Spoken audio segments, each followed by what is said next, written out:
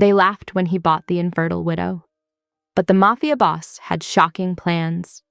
In a stormy backroom auction, a ruthless king of the city throws down cash for a woman everyone calls worthless. He wraps his jacket around her and gives her 30 days under his rules. No phones, no lies, no running. But the joke dies fast. A rival wants her delivered. A secret note says her husband didn't die the way she thinks. A serpent tattoo shows up in every clue. Inside his fortress, alarms scream. A leak betrays them, and a velvet gala becomes a trap. He is lethal to the world, gentle only to her, and his plan isn't about heirs at all. It's bigger, darker, and aimed at burning a monster's empire to the ground. So why did he really buy the infertile widow? What truth will that dashcam confession expose? And when the house goes to war, will protection turn into a love that rewrites both their fates, or destroy them before daybreak? The windshield wipers cut through the sheets of rain as the black sedan wound its way up the coastal road. Helena pressed herself against the leather seat, painfully aware of the expensive jacket draped across her shoulders, its weight both a comfort and a reminder of her new reality. Salvatore sat beside her, his profile sharp against the storm-dark window. His presence filled the car with unspoken tension. Even in silence, he commanded attention, power radiating from his still form. "You're shivering," he observed, his voice low and controlled. Without waiting for a response, he adjusted the climate control. Helena wrapped her arms tighter around herself. "The temperature is fine. It's been a trying evening." In the front seat, Alessio consulted his tablet, the blue glow illuminating his focused expression. "The perimeter team reports all clear at the estate, boss. Security protocols are in place." "Good." Salvatore's single word carried the weight of command. His attention returned to Helena, studying her with an intensity that made her pulse quicken.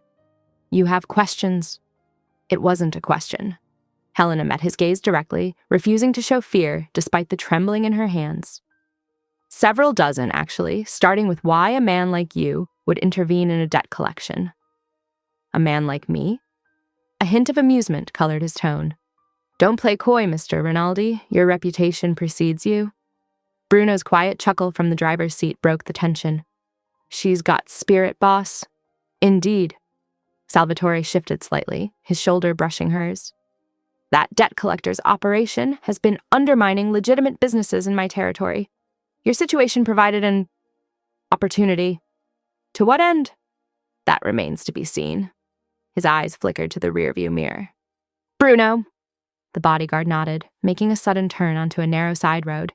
The headlights that had been following them continued past, but Helena wasn't fooled by the apparent simplicity of the maneuver. "Standard evasive?" "Protocol," Alessio explained, noting her questioning look. "We take security seriously." The car wound through a series of increasingly remote turns, the coastal road now hidden behind them. Rain hammered against the roof with renewed fury as they climbed higher into the hills. Helena's fingers found the hem of Salvatore's jacket, worrying the fine fabric. 30 days of protection, you said? Protection from what exactly? From whom would be more accurate? Salvatore's jaw tightened.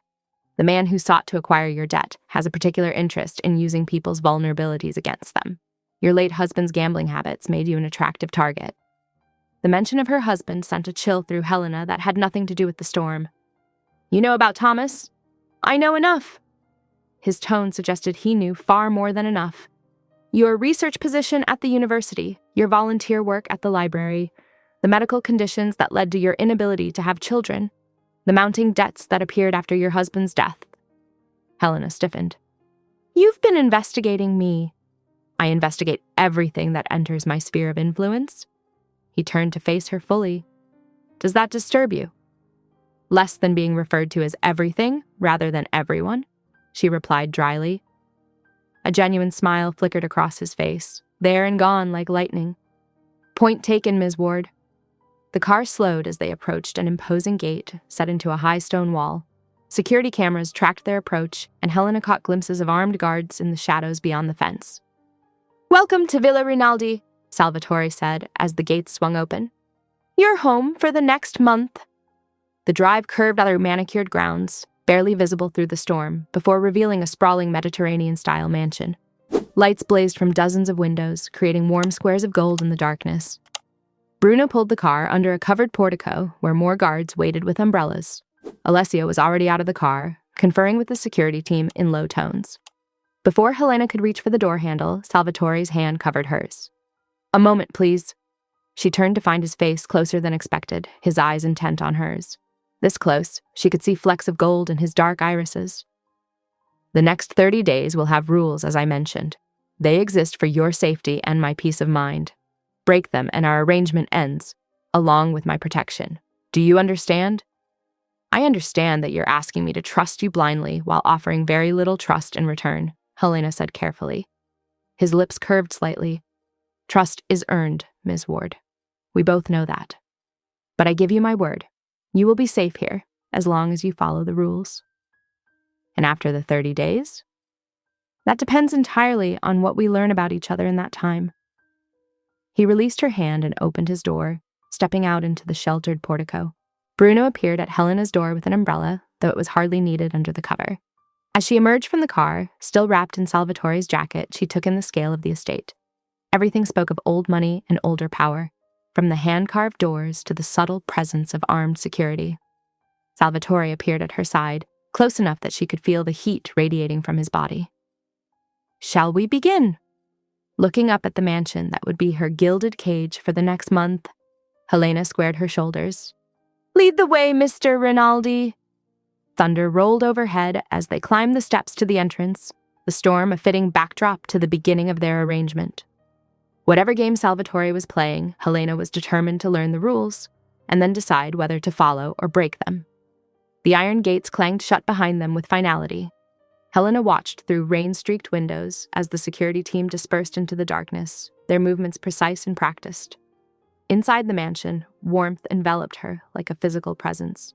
Marble floors gleamed beneath crystal chandeliers, and the air carried hints of lemon polish and fresh flowers. But Helena noticed the cameras tucked discreetly into corners, the reinforced windows, the way Bruno's eyes constantly swept the space. "This way, please," Alessio gestured toward a sweeping staircase. "The east wing has been prepared." Helena followed, her wet shoes leaving faint marks on the polished floor. The east wing proved to be a self-contained apartment with its own sitting room, bedroom, and bath. A sleek fingerprint scanner guarded the entrance. "Your print has already been authorized," Alessio explained, demonstrating the lock. "For security reasons, this is the only entry point you can access independently." Before Helena could respond, a short, sturdy woman with steel-gray hair bustled in carrying a tray. "You poor thing, you're soaked through. I'm Lydia, the chef here. Let's get some hot broth in you while Bruno checks the room." As if summoned, Bruno appeared and began a methodical inspection of every window, vent, and possible entry point. His massive frame moved with surprising grace as he tested latches and sightlines. Meanwhile, a technician in a crisp uniform approached with some kind of scanning device. "Ms. Ward, if I could see your shoes and bag. Standard protocol." Alessio supervised as the tech swept Helena's meager possessions for tracking devices. The thoroughness of their precautions made her wonder just what kind of danger had followed them from the hotel. "Please, sit," Lydia urged, setting down the tray. "I've brought some dry clothes as well. Simple things, but they'll do for tonight." The broth was rich and warming, clearly homemade. Helena sipped slowly, watching as Salvatore entered and took the seat across from her. His presence seemed to fill the room, drawing everyone's attention like gravity. "Now then," he said, folding his hands on the table. "Let's discuss terms." The businesslike tone made Helena's spine stiffen. "Terms. Of course. You'll remain in the East Wing unless escorted. No unauthorized communications. All calls must be cleared through Alessio. At the end of 30 days, assuming you've followed all security protocols, you'll leave with enough funds to start fresh." His dark eyes held hers. "However, if you attempt to breach security or contact anyone without permission, your debt note returns to the open market. Are we clear?" Helena set down her spoon, anger warming her more than the broth. "Crystal clear, I'm your prisoner for a month." "My guest," he corrected smoothly. "Under my protection." "A gilded cage is still a cage, Mr. Rinaldi." "Better gilded than filled with sharks, Miss Ward." He gestured to their surroundings. "You're welcome to leave at any time, but consider carefully what awaits you outside these walls." The threat he'd saved her from earlier hung unspoken between them. Helena glanced around the room, taking in details she'd missed before, including a wardrobe that stood open, filled with clothing in precisely her size. "You knew," she said quietly. You knew I'd be at that hotel tonight. This was all prepared in advance. Something flickered in Salvatore's eyes. I prefer to be prepared for all possibilities. And what possibility are you preparing for by keeping me here? That's not your concern. He stood, straightening his cuffs. Get some rest. Lydia will bring breakfast at 8. Helena retreated to the bathroom, eager to wash away the night's events. The shower was state-of-the-art, with multiple heads and perfect pressure. She stood under the spray until her skin turned pink, trying to make sense of her situation. A flash of movement caught her eye. Through the steamy glass, she noticed a strange distortion in one of the window panes. A tiny crack that hadn't been there during Bruno's inspection. Wrapping herself in a plush robe, Helena examined the window more closely.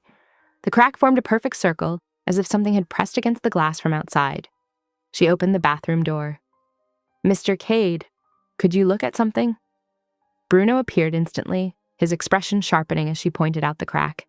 He produced a small tool and carefully extracted a sliver of glass, holding it up to the light. Something tiny glinted within, a device no larger than a grain of sand. Sir! Bruno called, and Salvatore materialized in the doorway. One look at the glass shard had him issuing rapid orders into a radio. Security teams deployed into the darkness, searching the grounds. Get some sleep, Salvatore told Helena, his voice tight with controlled anger. Dawn is when predators get careless. She glanced at the ornate clock on the mantel, 2:11 a.m. Outside, rain continued to fall, masking whatever dangers lurked in the shadows. Helena closed the heavy drapes and sank onto the bed, knowing sleep would be long in coming. The mansion hummed with quiet activity as security swept the perimeter. Somewhere in the darkness, someone had already breached their defenses once. Helena pulled the covers tighter and wondered what game she'd stumbled into, and whether she'd survive playing it. Helena traced her finger along the service corridor's path she'd memorized from studying the manor's layout last night. The pre-dawn light filtered weakly through high windows, casting long shadows across the marble floors. Her borrowed slippers made no sound as she crept forward, counting doorways until she reached what should be the staff exit. She'd timed it carefully. The night shift would be wrapping up, the morning staff not yet arrived. The tree line beyond the manicured lawn promised freedom, if she could just reach it. From there, she remembered passing a mile marker on their drive up. She could call a taxi, disappear before anyone realized she was gone. Her hand touched the door handle. A soft click made her freeze. Pressure sensor, Bruno's quiet voice came from behind her. Would have triggered silent alarms throughout the house. Helena's shoulders slumped. She turned to face the bodyguard, expecting anger or force. Instead, he stood calmly, hands loose at his sides. Come with me, please. It wasn't really a request. She followed him through the house, past artwork worth more than her entire life, to a room she hadn't seen before. Banks of monitors lined one wall, showing camera feeds from every angle of the estate. Salvatore stood at a sleek desk, reviewing papers with Alessio. Sit, Salvatore said without looking up. Helena sank into a leather chair, watching as he sorted through files. Finally, he placed a thick folder in front of her. Gavril Petrov, he said, opening it to reveal photos of a sharp-featured man with cold eyes. Human trafficker, specializing in acquiring women who can be used as leverage against their families or associates. Helena's stomach turned as she flipped through surveillance photos, police reports, missing persons cases. What does this have to do with me? Your lender had arrangements to deliver you to Petrov within 48 hours of last night's meeting. Salvatore's voice was matter-of-fact. Whether you proved useful as leverage or not, you would have disappeared into his network. That's impossible. I'm nobody. I have no connections worth exploiting. You worked in corporate accounting for 10 years. Access to financial records, company systems. He raised an eyebrow. Petrov's organization specializes in data theft and corporate espionage. You would have been quite valuable. Helena felt the blood drain from her face as the reality of her situation crashed over her. The lender's sneering comments about her being worthless had been an act. She'd been marked as a target long before that meeting. If you leave now, Salvatore continued, you'll be in Petrov's hands within 24 hours. His people are already watching. The estate, that crack in your window, one of his scouts testing our security. Speaking of which, sir, Bruno interjected quietly, we located the lookout. Salvatore's expression hardened. Handle it. Make sure there's nothing to find. The casual way he ordered what was clearly a murder should have horrified her. Instead, Helena felt a complicated mix of fear and relief. This man was dangerous, but his danger was currently pointed at her enemies. She closed the folder, unable to look at any more evidence of what had nearly been her fate. So I really have no choice. I stay here or you die, he finished simply. Not by my hand, but the result would be the same. Exhaustion hit her suddenly, the weight of everything, the debt, the threats, the narrow escape, the sleepless night, crashing down at once. She slumped in the chair, watching through the windows as security teams moved across the grounds with purposeful efficiency. Voices drifted in from the hallway as house staff hurried past, carrying tools and equipment. She caught fragments of conversation about reinforced glass and relocated cameras. The entire household was mobilizing to strengthen their defenses. You should rest, Salvatore said, his tone gentler than before. You're safe here. Helena laughed hollowly. Safe? With a man who orders deaths over breakfast? Yes. He met her gaze steadily. Because I will eliminate any threat to those under my protection without hesitation or mercy. The truth of it settled over her like a weighted blanket, suffocating, yet somehow comforting. There was no safe path that didn't run through this house, through this man who dealt in both death and sanctuary. Ms. Ward? Lydia appeared in the doorway.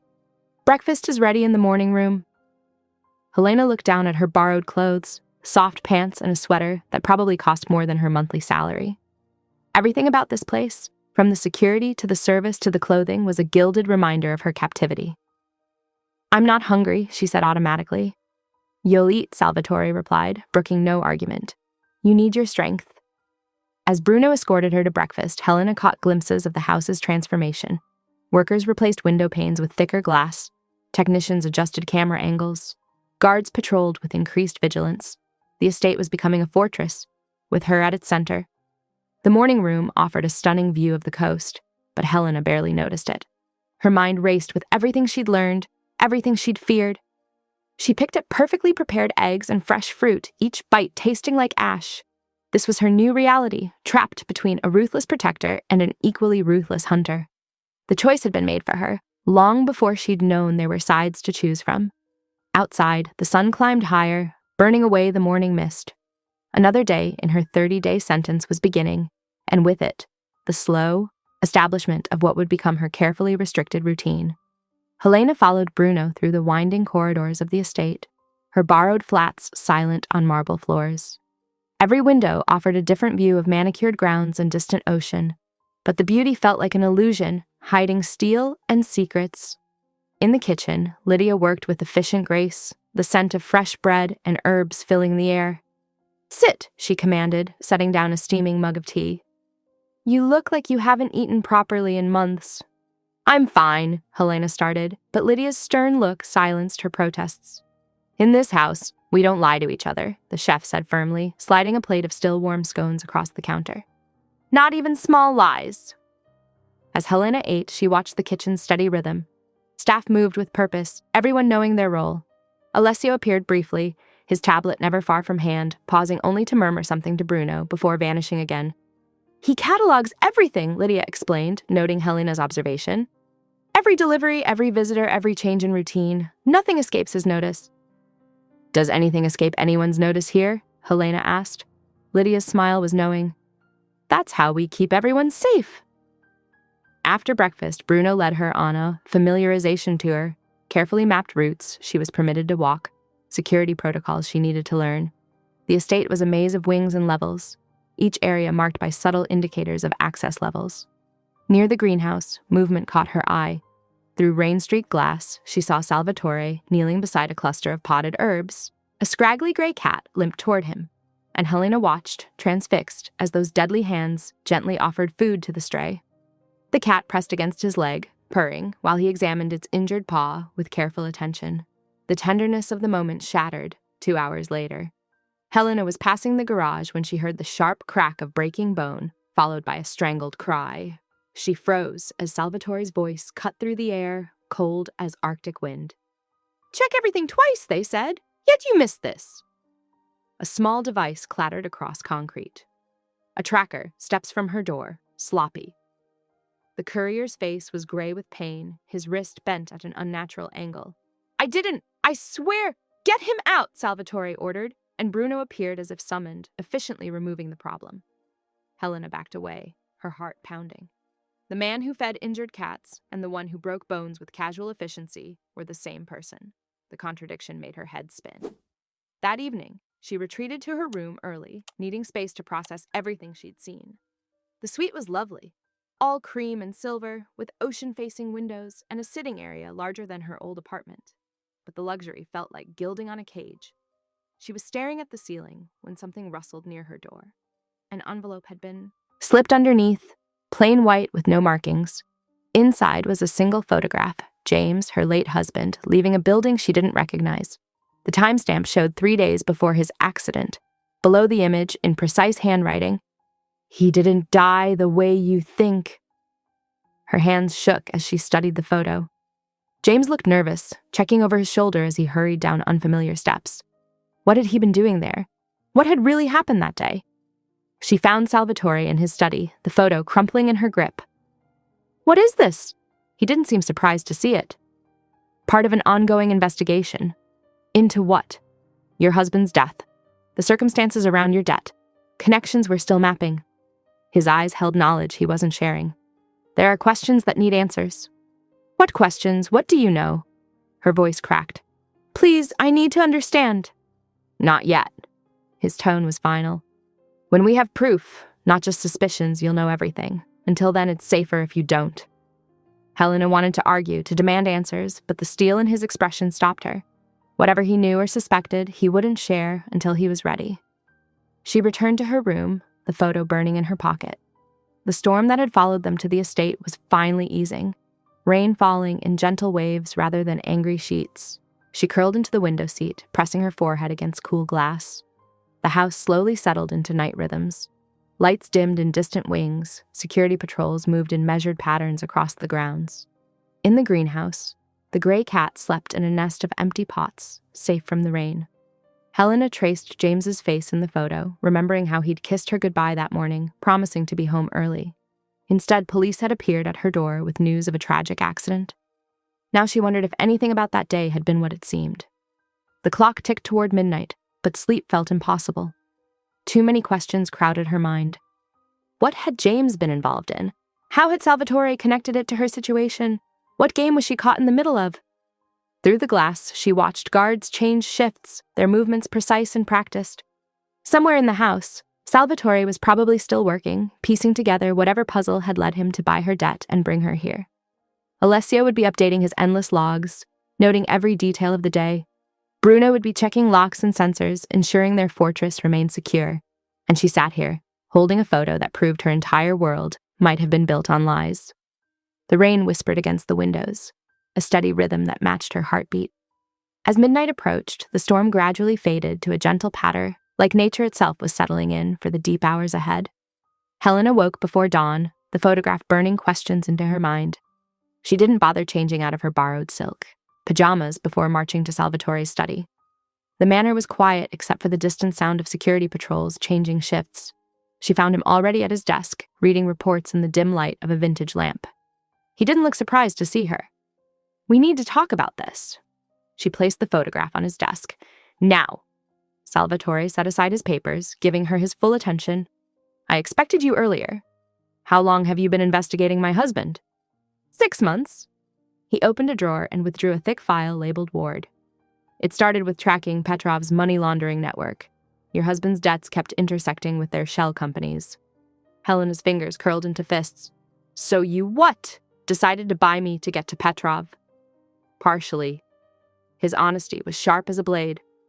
"When I learned Petrov planned to acquire your debt, I moved first. You're both leverage and bait. Your presence here will force him to accelerate his timeline, make mistakes." "I'm not your pawn." Her voice trembled with anger. "No. You're someone who deserves to know why her husband's accident left her with crushing debt and dangerous men circling." Helena sank into a leather chair, processing his words. The study smelled of coffee and old books, an oddly comforting combination. Outside, the sun was just beginning to paint the horizon in watercolor shades. "I want a deal," she said finally. "Complete transparency from you, and I'll help track every penny of James's debt trail. I know his habits, his contacts. I can help you map the network faster." Salvatore studied her for a long moment. "Agreed." He opened the Ward file, spreading documents across his desk. Bank statements showed transfers to numbered accounts. A list of burner phone numbers created patterns across 3 states, and there, repeated in multiple transactions, was an account ending in 835V1. Coffee, he offered, gesturing to a silver service cart. Please. They worked through the morning, marking dates and cross-referencing names. Helena's analytical mind found connections she knew Salvatore had missed. She recognized a supposed charity donation as a cleverly disguised transfer to one of the shell companies. James made that donation every month, she explained, pointing to the recurring payment. Said it was for a children's hospital, but the amounts never matched his tax records. Because the money was being redirected here. Salvatore traced the fund's path through 3 different banks. Petrov's organization uses medical charities as covers. Helena's coffee grew cold as she absorbed each new revelation. James had been deeper in criminal dealings than she'd imagined. The debt that had nearly destroyed her was just the tip of a massive financial iceberg. This account, she said, tapping the recurring 835E1 number, it appears in almost every transaction. A hub account. We haven't cracked who controls it yet. She studied the patterns, remembering James's nervous habits in his final months. He was scared of someone, would pace at night, check the windows constantly. Petrov's people have that effect. Salvatore's voice held dark knowledge. They start with financial pressure, then escalate to more personal threats. Is that why you have me locked down here? You think they'll try to grab me? I know they will. You're valuable to them, both as leverage and as a message to others who might defy them.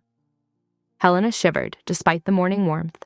The study's elegant furnishings suddenly felt like thin camouflage over a fortress. Every window, every door represented a potential threat. The security protocols aren't just for show, are they? No. He met her eyes directly. Every measure here exists because someone has tried that approach before. The fingerprint locks, the motion sensors, the armed patrols, they're all necessary. They returned to the documents, Helena forcing herself to focus on numbers instead of fear. She found another pattern in James's phone records, calls to the same number every Tuesday, always at 3 p.m. Regular check-ins, Salvatore confirmed, probably his handler in Petrov's organization. The morning stretched into afternoon as they built a clearer picture of James's involvement. Helena's anger at her husband's deception mixed with growing concern about the depth of trouble he'd been in. Salvatore noticed her distress. Take a break. You've already helped identify several new leads. I can't stop now. I need to understand. The study door burst open. Alessio rushed in, his usually composed face tight with tension. Perimeter breach at the south gate, he reported. Multiple vehicles approaching through the tree line. Salvatore was instantly in motion, his entire demeanor shifting to lethal focus. Initiate full lockdown. Get Helena to the secure room. Alarms began blaring throughout the estate. Steel shutters slid over windows with mechanical precision. Armed guards appeared at strategic points, communications crackling through their earpieces. Move, Salvatore ordered, guiding Helena toward a concealed door. Stay with Alessio until I clear the threat. The last thing Helena saw before the hidden panel sealed was Salvatore checking his weapon with practiced efficiency. The elegant study transformed into a command center as screens lit up with security feeds. In the concrete-lined corridor beyond the panel, Alessio led her quickly through the estate's skeleton. Emergency lights cast everything in sharp relief as the building locked down around them, transforming from luxury manor to armored sanctuary. Helena sat at a small desk in the secure room, yellow legal pad illuminated by a single brass lamp. The space felt like a hybrid between a luxury hotel suite and a military bunker. Plush carpet and mahogany panels concealing reinforced walls. Through an open doorway, she could see Salvatore's operations center with its wall of security feeds. The mechanical team needs another hour. On the guest wing lock, Alessio reported from the hallway. The entire system needs recalibration. Salvatore nodded, not looking up from his tablet. Maintain current positions until dawn. Helena's hand cramped as she mapped another timeline of James's transactions. The numbers blurred together, but patterns emerged. Small transfers, trickling steadily into shadow accounts. She rubbed her eyes, fighting exhaustion. A quiet clink made her look up. Salvatore set a fresh cup of coffee by her elbow. You need this more than I do. Thanks. She wrapped her cold fingers around the warm porcelain. You should rest too. I'm fine. But she noticed how he massaged his left shoulder, fingers working at what looked like an old injury. When he reached for his own coffee, his hand trembled slightly before steadying. Sniper round, 8 years ago, he said, catching her glance at his shoulder. Through and through, but the nerve damage lingers. Helena nodded, oddly touched by this small confession. James had a titanium plate in his collarbone, motorcycle accident in college. It would ache before storms. They worked in comfortable silence, sharing the pool of lamplight. Helena found herself noticing small details, the way Salvatore's cuffs were precisely folded to his elbows, how his signet ring caught the light when he wrote, the controlled power in his movements even when tired. "Your husband," Salvatore said eventually. What made him happy, beyond the facade? Helena paused, surprised by the personal question. Books. He loved first editions, would spend hours in old bookshops, and sailing, not the yacht club kind, just small boats on quiet water. She smiled faintly. He once spent 3 months restoring a lightning-damaged compass just because he liked the brass casing. Salvatore's expression softened slightly. A man who valued precision in history. It fits the financial patterns. Methodical, detail-oriented. Until the end, Helena agreed. Then everything became chaotic. Missing receipts, unexplained absences. She tapped her pen against a row of numbers. Like here, these transfers start small but accelerate rapidly in his last month. Salvatore leaned closer, his cologne a subtle mix of citrus and cedar. Show me. She handed him the timeline, their fingers brushing. A spark of awareness crackled between them, making her pulse jump. She watched him study the pattern, admiring how quickly his mind worked through implications. Look at these dates, he said, spreading additional papers across the desk. Micro-transfers from your lender into an account we've linked to Petrov's fixer, regular payments, then a spike 3 days before James died. Helena felt cold. A payoff? Or preparation for a double cross? Salvatore's jaw tightened. Your husband may have discovered something they needed to contain. They fell into an efficient rhythm, cross-referencing dates and amounts. Helena found herself anticipating his request, sliding relevant documents into his hand before he asked. He, in turn, seemed to sense when she needed coffee refreshed or needed a moment to process particularly difficult revelations. The hours blurred. Midnight passed, then 1 a.m. Helena kicked off her shoes, curling more comfortably in her chair.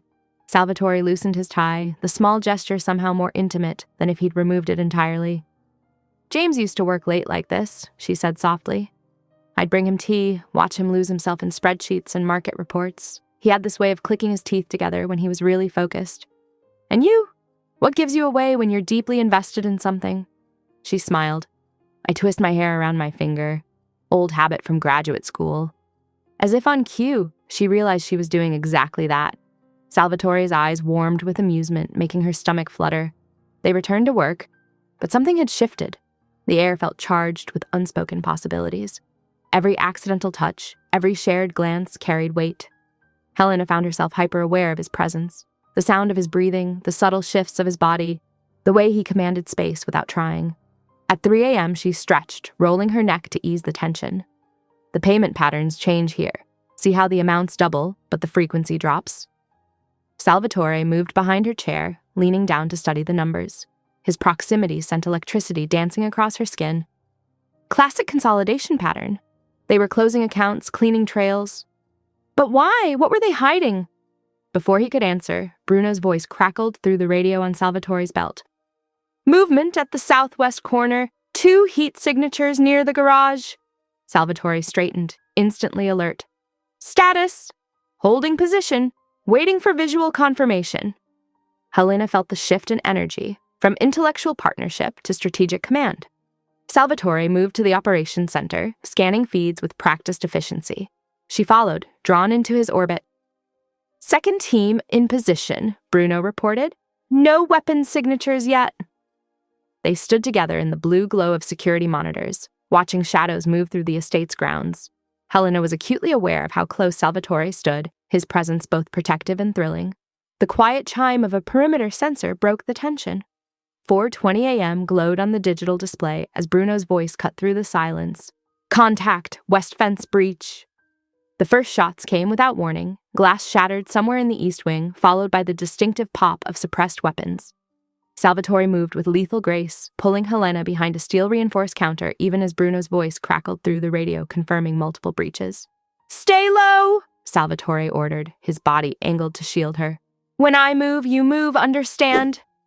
Helena nodded, heart hammering. Rain lashed against windows, creating strange shadows that could hide shooters.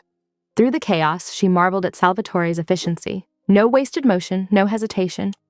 He guided her through service corridors with one hand at her back, the other holding a matte black pistol with practiced familiarity.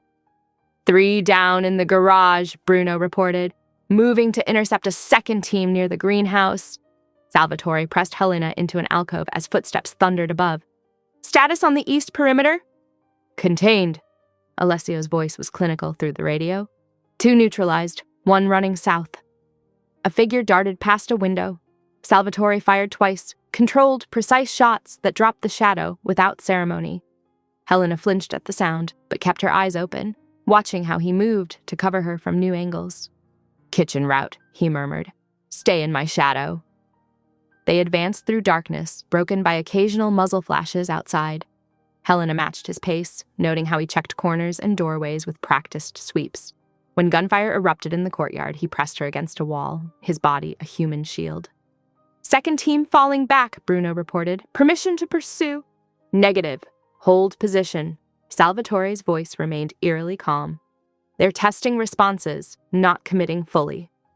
A bullet punched through a window, sending glass fragments spinning. Salvatore twisted, returning fire while keeping Helena covered. She felt the tension in his muscles, the controlled violence waiting to unleash. They reached the kitchen's reinforced door when Helena saw the flash of steel. Left, she warned. Salvatore spun, engaging the attacker with brutal efficiency, but the man's knife found purchase, opening a slice along Salvatore's ribs before a precise strike dropped him. Blood darkened Salvatore's shirt as Bruno's team secured the corridor. Dr. Hartman, Salvatore called through the radio. Kitchen, now! Helena grabbed sterile supplies from a medical kit while Hartman hurried in. The doctor worked with brisk precision, cleaning the wound while Salvatore sat unnaturally still, only his clenched jaw betraying discomfort. Hold pressure here, Hartman instructed Helena, placing her hands on gauze pads. She didn't hesitate, applying steady pressure despite the blood coating her palms. Salvatore's eyes met hers, something raw and unguarded in his expression that made her breath catch. You should step back, he said softly.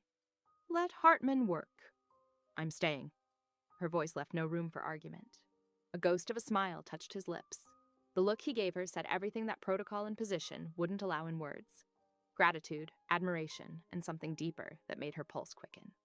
Hartman worked efficiently, placing neat stitches by lamplight while rain continued its steady drumming. Helena maintained pressure when needed, handed over supplies, and refused to move from Salvatore's side even after the wound was dressed. Dawn was beginning to lighten the sky when Alessio entered, holding up a phone in an evidence bag. Found this on one of them. You need to see this. He placed the phone on the counter, swiping through a gallery of surveillance photos. Helena's stomach clenched as she recognized herself in every image. Entering the greenhouse yesterday morning, reading by the library window in the afternoon, even walking the halls late last night. All taken within the past 24 hours. They had someone inside, Salvatore stated flatly, studying the timestamps. The maintenance crew that came through yesterday, Alessio confirmed. We're tracking their movements now. Helena stared at the photos, anger replacing fear.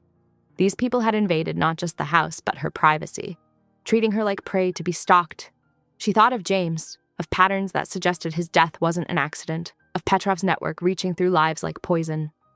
The first rays of sunrise pushed through rain-streaked windows, painting the kitchen in weak gray light. Helena lifted her chin, meeting Salvatore's gaze. I want to help end this, she whispered. For good. Something fierce flickered in his eyes. Approval, perhaps, or recognition of the steel in her spine. He nodded once, understanding all she left unsaid. Outside, Bruno's teams swept the grounds as dawn crept over the estate. Inside, Helena stood beside Salvatore. Their shadows merged on the kitchen floor, while Hartman packed away bloody gauze and Alessio began tracking digital breadcrumbs. The rain eased, but none of them relaxed. This had been a probing attack, a test of defenses. The real storm was still gathering. We'll need to move you to a more secure location, Salvatore said, his voice low enough for only her to hear. No, Helena kept her own voice equally quiet. They expect that. Let me help you dig instead. James's records, the financial trails. There's something there they don't want found. He studied her face, weighing options with tactical precision. Finally, he inclined his head. Your choice, but you stay close. Follow every security protocol. Agreed. She glanced at his bandaged ribs. And you let someone else take the bullets.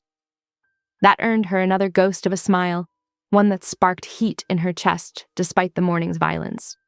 As household staff began arriving to clear broken glass and patch windows, Helena remained by Salvatore's side, their shared purpose crystallizing in the growing light. Afternoon light filtered through reinforced windows as Helena sat beside Salvatore in his study, the captured phone between them on his mahogany desk. Alessio had cracked its security, revealing a trove of messages and photos that painted a disturbing picture of intent. The room smelled of leather and sandalwood, with the faint metallic tang of gun oil from the weapons cabinet in the corner. There, Helena pointed to a text thread, her finger hovering over the screen. Public hand at the gala. What does that mean? Salvatore's jaw tightened, a muscle working beneath the skin. He leaned forward, his shoulder nearly touching hers, bringing with him the scent of expensive cologne and something darker, more primal. The Rinaldi Foundation hosts an annual charity gala. Old money, new politicians, carefully curated guest lists. It's where we all pretend to be legitimate businessmen for an evening while making deals in corners and bathroom stalls. When? Helena asked, already calculating the timeline in her head. 3 days. He scrolled through more messages, his fingers precise on the screen, revealing photographs of the venue and what appeared to be security rotations. Petrov's people were planning something public. A show of force, perhaps, or an attempted extraction. They'd been tracking the guest list, security arrangements. Helena studied his profile, noting the tension in his shoulders, the controlled breathing that belied his calm exterior. The afternoon sun caught the silver at his temples, highlighting the sharpness of his cheekbones. You're thinking of using it as bait. Yes. He met her gaze directly, his dark eyes unflinching. The intensity there made her breath catch. But I won't risk you without your agreement. This isn't part of our original arrangement. I need you to choose this. She considered the implications, the dangers, and the possibility of ending this chase, once and for all. The phone between them held proof that Petrov wouldn't stop coming. She twisted the ring on her finger, weighing her options. Tell me the plan first. Every detail. As Salvatore outlined the security measures, discreet earpieces, panic buttons sewn into clothing, armed men stationed at every exit. Helena noticed his hand drift unconsciously to his side, where fresh stitches lay beneath his tailored shirt. The morning's violence had left its mark in more ways than one, yet here they sat, planning their next move as if the bloodshed were simply a business complication. There's something else you should know, he said after a pause, his voice taking on an unfamiliar edge. Softer, almost vulnerable. The lender who held your debt. He made certain implications about why you were particularly valuable collateral. Helena's throat tightened, her fingers curling into her palm. My supposed infertility. Yes. Salvatore stood, moving to the window. Sunlight cut across his face, highlighting the scar along his jawline. He stood like a sentinel, hands clasped behind his back. I need you to understand that was never a factor in my decision. I don't require heirs. That wasn't why I brought you here. The weight in his words made her look up. He remained facing the window, shoulders rigid, silhouetted against the afternoon light. For the first time, she saw something beyond the calculated control, something human and wounded. When I was 12, I required surgery. Emergency. Complications left me with. He paused, choosing words carefully, his voice clinical as if discussing someone else's medical history. The odds of fathering children are very low, almost non-existent. Years ago, I was engaged to someone who saw this as a problem requiring clinical intervention. When I refused to pursue artificial methods or surrogacy, she left. The family alliance collapsed. Helena absorbed this confession, understanding its cost to a man who revealed nothing without purpose. She wanted the bloodline, not you. Yes. He turned back, his expression carefully neutral, though something flashed behind his eyes, an old pain quickly masked. I won't put another woman through that calculation. I've removed myself from that particular market. Standing slowly, Helena moved to join him at the window. Their reflections overlapped in the bulletproof glass, her smaller form beside his taller one, neither touching but somehow connected. The infertile label they put on me came from one rushed diagnosis after 2 miscarriages. The doctor was cruel, dismissive, said something was defective and I should stop trying. I never sought a second opinion. My husband wasn't interested in trying again anyway. He made that very clear the night I lost the second one. Something flickered in Salvatore's eyes. A controlled rage quickly banked. They used your pain as a marketing point. They use everything as leverage, she said quietly, watching a guard patrol the grounds below. But you didn't. The air between them felt charged, weighted with shared understanding. Helena was acutely aware of his presence, the careful distance he maintained, even as gravity seemed to pull them closer. She could feel the heat radiating from him, see the rise and fall of his chest beneath his tailored shirt.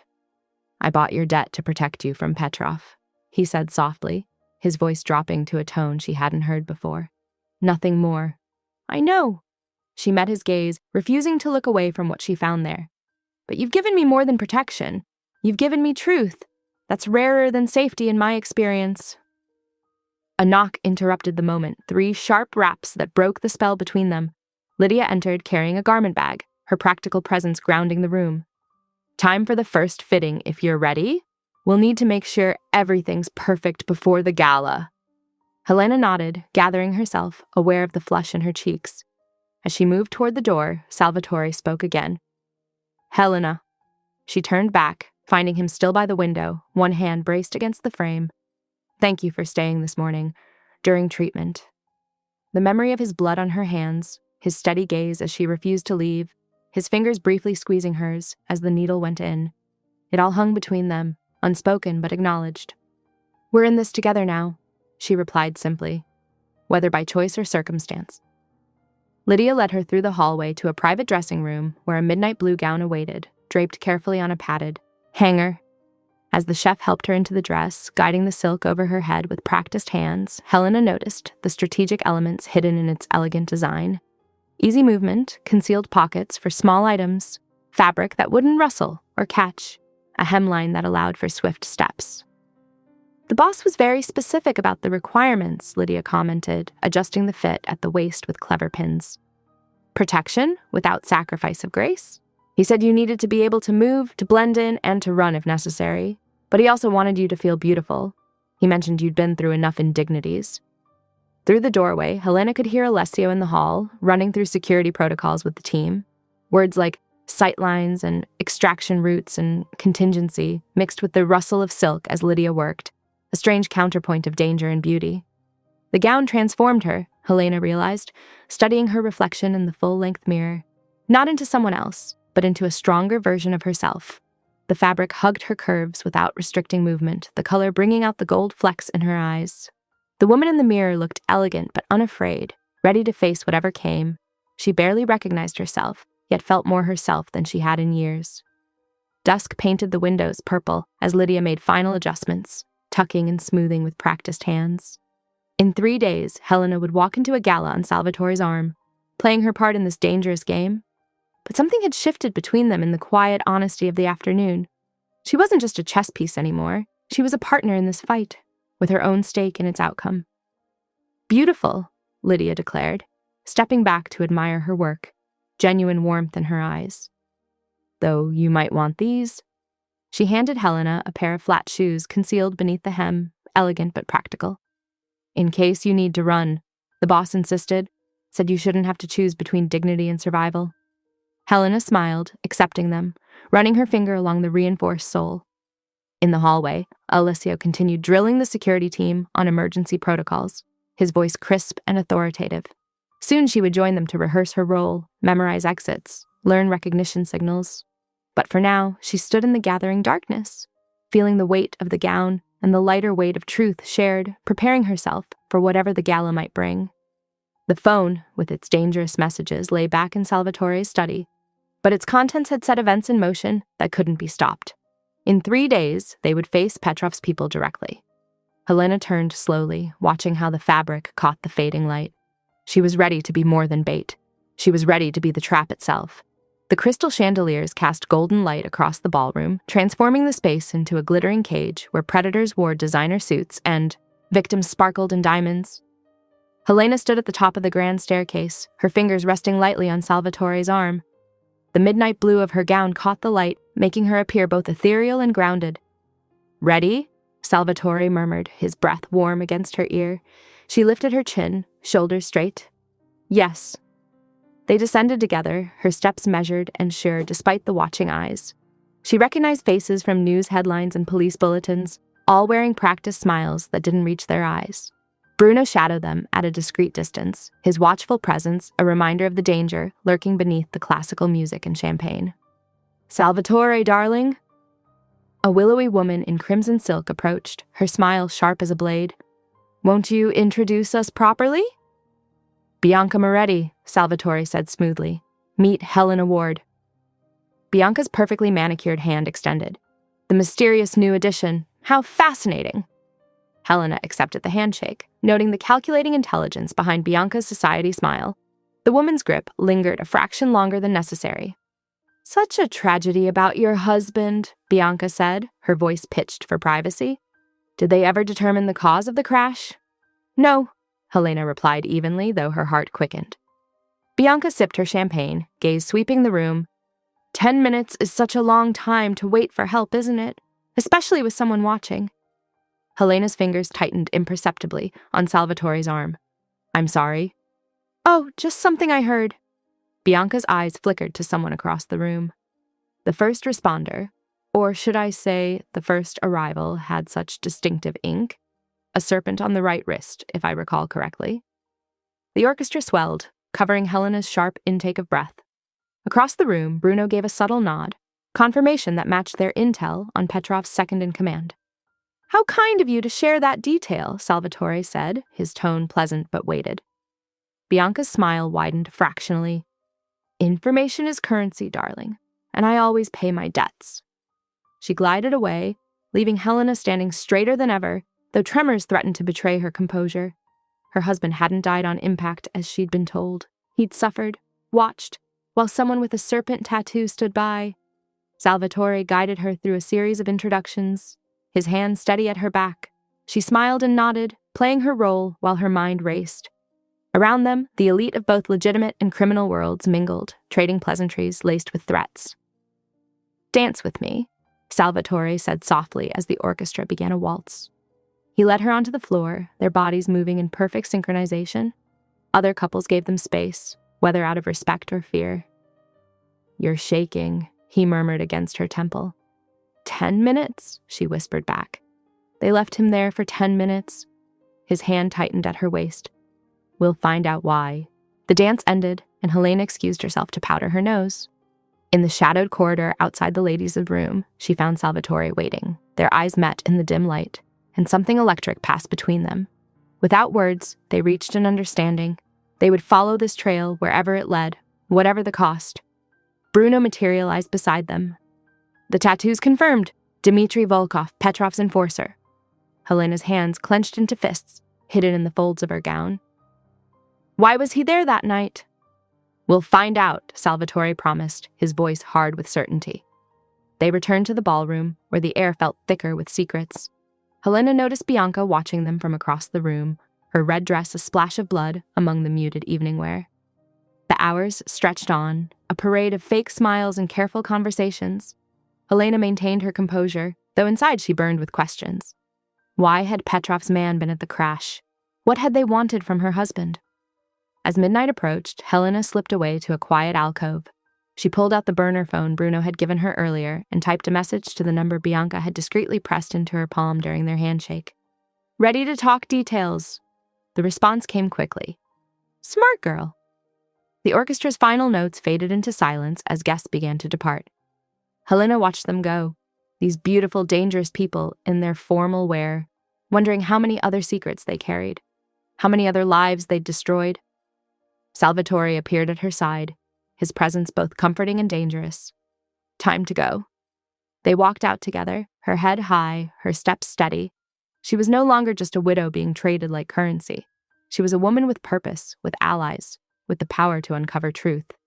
The valet brought their car around, and Bruno opened the door for them. As Helena slid into the leather seat, she felt the weight of the burner phone in her clutch. Tomorrow would bring new information, new challenges. But tonight she had taken the first real step toward justice. The car pulled away from the glittering venue, leaving the crystal chandeliers and champagne behind. Salvatore sat beside her in the darkness, his profile illuminated by passing streetlights. Neither spoke, but their silence held volumes. Helena's fingers flew across the keyboard, scrolling through access logs as the estate slept. Something had been nagging at her. Tiny inconsistencies in the security feeds, moments when cameras seemed to hiccup at crucial times. The logs showed it, periodic pings that matched her movements with unsettling precision. "There's no way this is coincidence," she muttered, noting timestamps that aligned with her morning walks, her trips to the kitchen, her conversations with Salvatore in the study. The trail led to one source, Emil Kovac, the estate's IT lead. A quiet genius who spoke in technical jargon and apologized constantly for camera blind spots and network latency. Helena had noticed his nervous energy, the way he checked his phone compulsively during system updates. She found Salvatore in his office, still awake despite the late hour. "Someone's been tracking me through the internal network." His expression hardened as she laid out the evidence. Without a word, he led her to the server room in the basement, where Emil was running maintenance checks, his thin frame hunched over multiple screens. "Mr. Rinaldi?" Emil stammered, standing so quickly he knocked over his coffee. "I was just selling access to our network." Salvatore's voice was deadly quiet. Emil's face crumpled. "He has my sister," he whispered. "Petrov found her in Budapest. He said he'd send her back in pieces if I didn't help." Helena stepped forward, her heart aching despite her anger. "What exactly did you give him?" "Limited access, just enough to track movement patterns through the security system." Emil's hands shook as he pulled up network diagrams. "I tried to contain it, I swear. I built in delays, corrupted some of the data." "But you still put a target on Miss Ward's back," Salvatore cut in. Emil's eyes filled with tears. "I never meant for anyone to get hurt. When I realized they were using it to plan an assault, I started creating more blind spots, trying to feed them bad data." A distant explosion cut him off. Alarm sirens screamed to life as the building shuddered. Through the basement windows, they saw headlights sweeping the grounds as multiple vehicles approached. "They're here," Emil whispered, horrified. 3 armored vans, at least 20 men.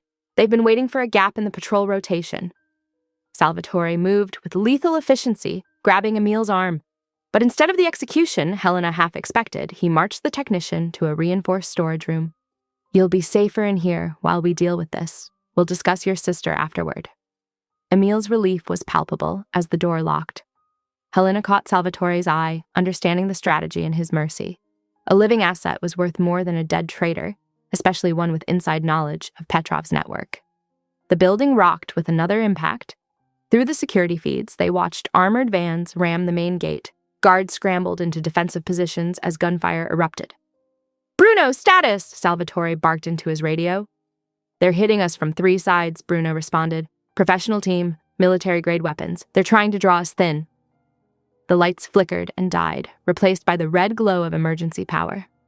Helena felt the shift in air pressure as backup systems engaged, sealing critical sections of the estate. A new voice crackled over the radio, cultured, amused, and chillingly familiar from surveillance photos. "Petrov. Your security is impressive, Rinaldi, but unnecessary. Just give me the widow, and I'll leave your lovely house intact." Salvatore's expression didn't change, but Helena saw his jaw tighten. He handed her a radio with a specialized frequency. "Stay on this channel. Bruno's team will guide you to the panic room if needed." "I'm not hiding," Helena said, adjusting the radio's strap under her sleeve. "Whatever Petrov wants with me is connected to my husband's death. I need to know why." Gunfire intensified outside. Through the basement windows, they could see muzzle flashes painting the night. The estate's defensive teams moved with practiced precision, but Petrov's forces kept coming. "Your husband was valuable to him," Salvatore said, checking his weapon. "But I think you're the real prize. You have something he wants. Maybe information you don't even know you have." Helena thought of the mysterious account numbers, the pattern of transfers before her husband's death. The crash wasn't an accident. They needed him out of the way, but they need me alive. Which means we have leverage. Salvatore touched her arm briefly. "Stay close to Bruno's team. If Petrov wants to play games, we'll write the rules." Another explosion rattled the windows. Smoke began to drift through the ventilation system despite the filters. Above them, they could hear the rapid movement of boots as security teams repositioned. Remember your training, Salvatore told her. They'd spent hours drilling emergency protocols, mapping escape routes, practicing communications under pressure. Now it was real. Helena squared her shoulders, feeling the weight of the radio against her ribs. She wasn't the same woman who'd arrived here in a threadbare dress, paraded as collateral. She'd learned to read threat patterns, to move through shadow, to turn fear into focus. "Tick-tock, Rinaldi," Petrov's voice taunted through the radio. "How much blood are you willing to spill for one worthless widow?" But Helena wasn't worthless, and they all knew it. Whatever information she carried was valuable enough to bring a war to Salvatore's doorstep. She touched the radio's transmit button, then stopped, remembering their strategy sessions. Let Petrov think he had the upper hand. The emergency lights cast everything in crimson as they moved through the basement. Each explosion felt closer. Through windows and security feeds, they watched Petrov's forces probe the estate's defenses, looking for weaknesses. "Stay on Channel 3, Salvatore instructed as they reached the main floor. "If we get separated." "We won't," Helena said firmly. They'd come too far, uncovered too much to let Petrov tear them apart now. The estate groaned around them as another impact struck home. Smoke curled under doors, despite the sealed ventilation. In the distance, sirens wailed, not the estate's alarms, but police responding to the chaos. The siege entered its third hour. Smoke hung thick in the air despite the sealed ventilation, and the pristine east lawn had become a battlefield of scorched grass and spent casings. Helena pressed against a wall, listening to Bruno direct teams through her radio. The estate's defenses held, but at a cost. She'd seen 2 guards helped to the medical wing, and Lydia was treating burns from a flashbang that came through a kitchen window. "They're testing responses, not committing fully," Bruno's voice crackled. "This is containment, not conquest."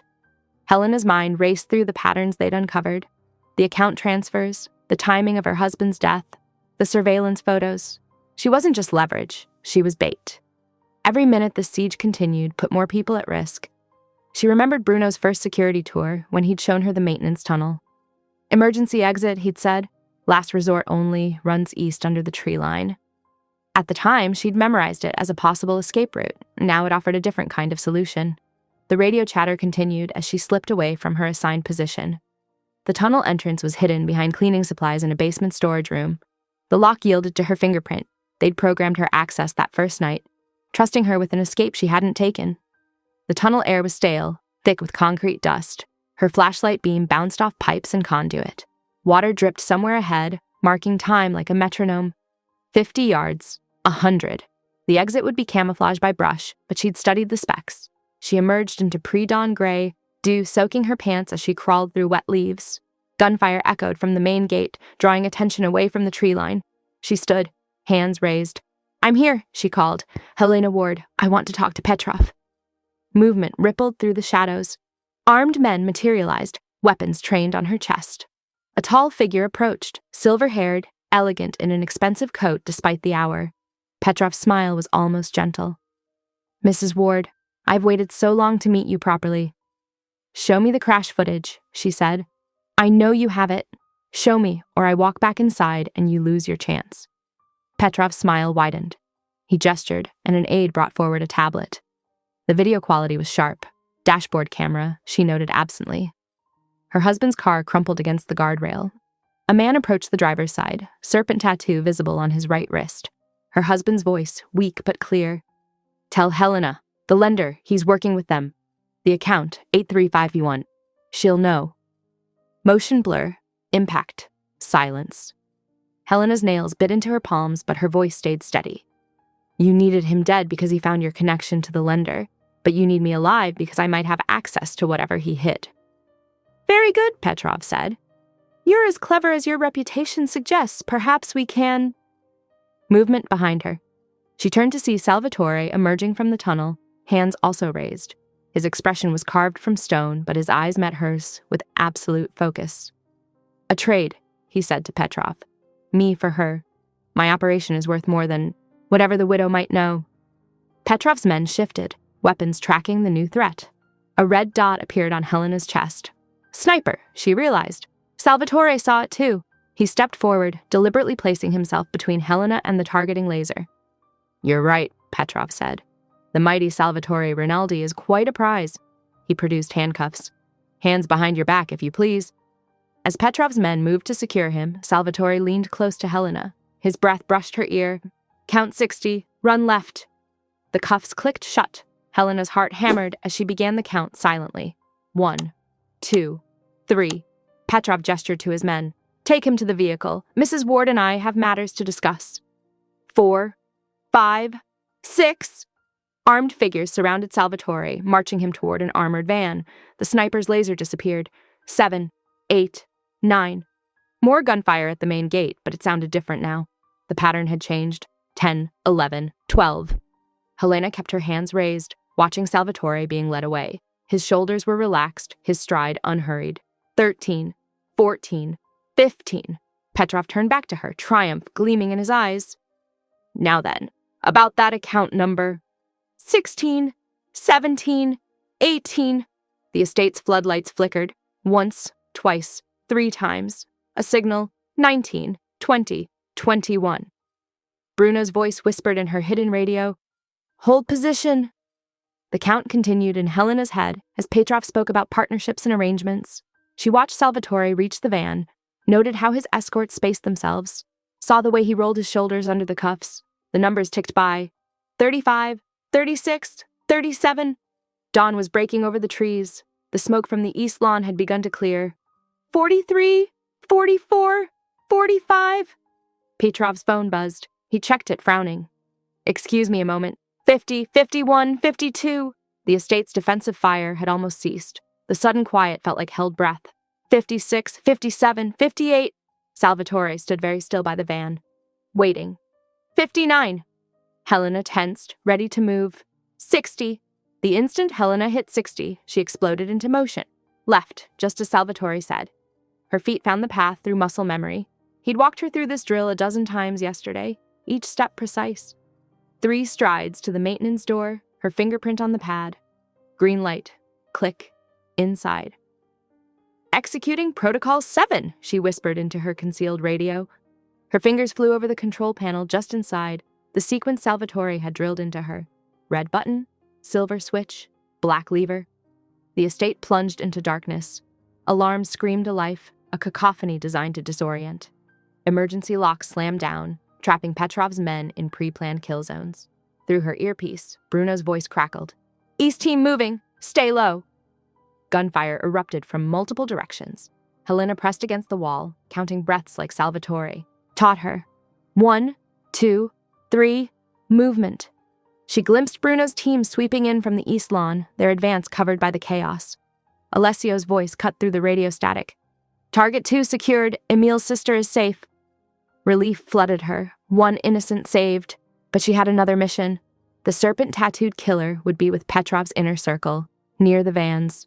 She moved through shadow, using the routes Bruno had shown her. The phone in her pocket felt heavy, set to record, streaming to Alessio's secured server. They only needed 30 seconds of confession. There, by the second van. The killer stood scanning the tree line, serpent tattoo visible under his rolled sleeve. Helena's heart thundered against her ribs as she signaled Bruno. He materialized from the smoke like a ghost, weapon pressed to the killer's spine. "Speak," Bruno commanded. "The ward crash. Every detail." Helena held the phone steady, even as her hands shook. The killer's eyes darted, looking for escape. Bruno's gun dug deeper. "Now!" Petrov ordered it, the killer spat. "Ward found the transfers. We had to shut him up before he exposed the whole operation. I put him into the rail, but he didn't die right away, kept babbling about some account number." "And Petrov orchestrated it all?" Helena prompted, voice steel-edged. "Yeah, him and that lender. Whole thing was Petrov's plan from the start. Get Ward out of the way, then use the widow as leverage when the time was right." Through her earpiece, Alessio confirmed. "Got it. Streaming to all syndicate channels now." A roar of rage cut through the chaos, Petrov having heard every word over his own comms. He charged through the smoke straight at Helena, face twisted with fury. But Salvatore was faster. He'd been working his cuffs against a sharp edge of the van, timing it perfectly. Now he moved like liquid shadow, intercepting Petrov with lethal grace, no hesitation, no mercy. One precise motion and Petrov crumpled, threat eliminated with surgical finality. Sirens wailed in the distance, local police making their standard delayed response, paid handsomely to arrive only after the dust settled. They had maybe 60 seconds before questions would need answers. Salvatore crossed to Helena, blood seeping from his wrist where the cuffs had cut deep. His eyes held hers with an intensity that burned. "We have a choice," he said quietly. "I have contingency identities ready. New papers, new lives, clean breaks. We could vanish now, start fresh where no one knows us, or we stay, face whatever comes next, own every action, every consequence." He glanced at the approaching lights. "But we decide now." Helena looked at the chaos around them, smoke drifting across manicured lawns, shell casings glinting in the dawn light, Bruno's team securing survivors, Alessio coordinating cleanup, this violent, ruthless, oddly honorable world that had become hers. She reached for Salvatore's injured hand, squeezed gently. "We face it." "You're sure?" His thumb brushed her knuckles. "I'm done hiding," she said. "We end this in the open."